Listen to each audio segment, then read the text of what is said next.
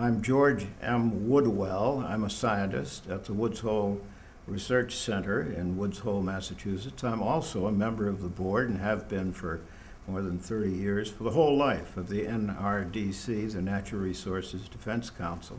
And I was asked by them to join in this event today.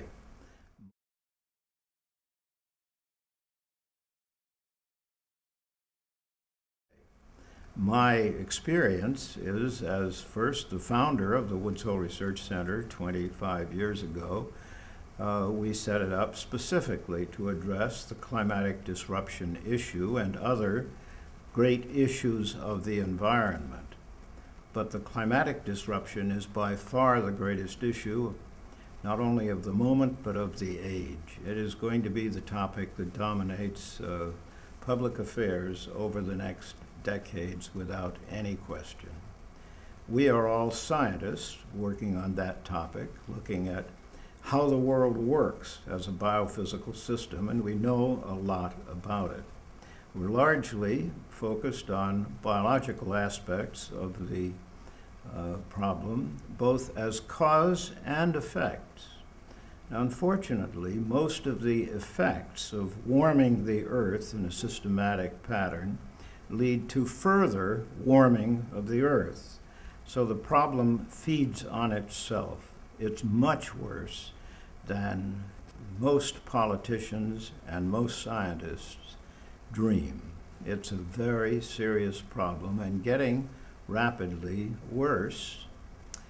The reason it's getting worse is that we are ignoring it, substantially ignoring it. I am saying things these days that I realize I was saying 30, 35 years ago to the Congress of the United States, no less, to the administrations at that time, in substantially the same terms, that this is a very serious problem.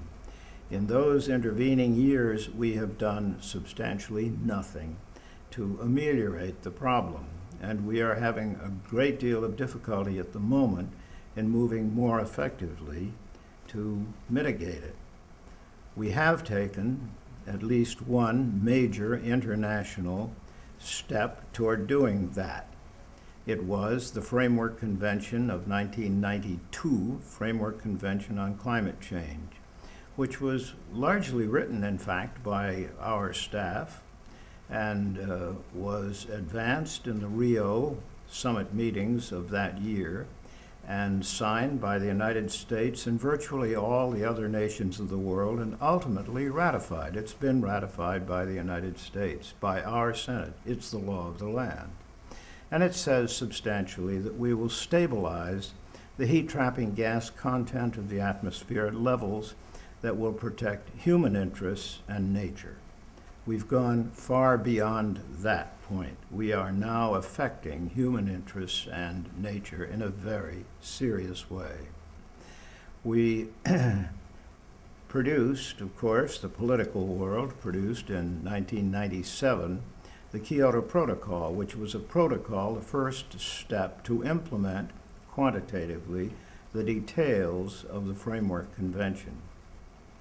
Unfortunately, that protocol, as far as the United States was concerned, was ahead of anything that our Congress was then willing to approve or has been willing to approve since. So we, the United States, never ratified that protocol and have made substantially no steps toward reducing our contributions to the global problem.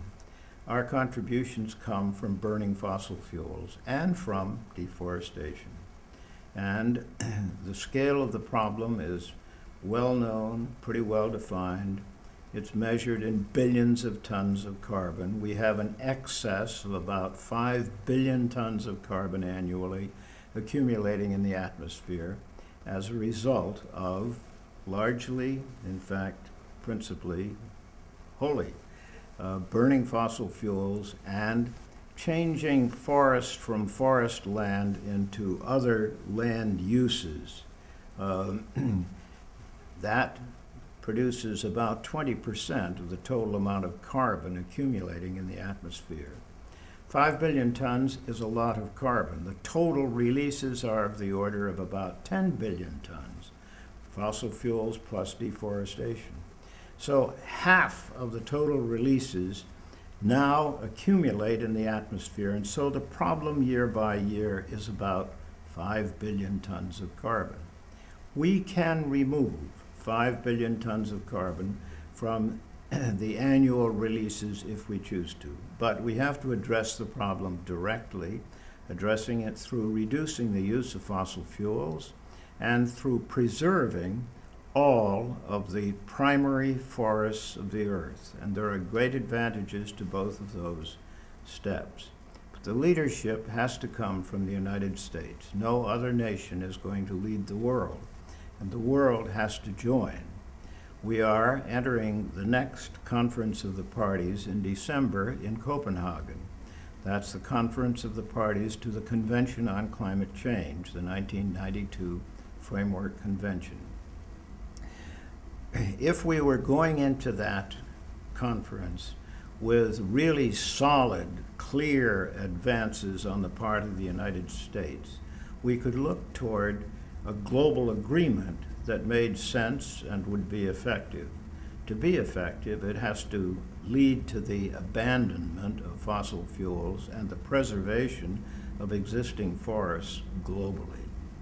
It seems unlikely that we're going to move rapidly to that point.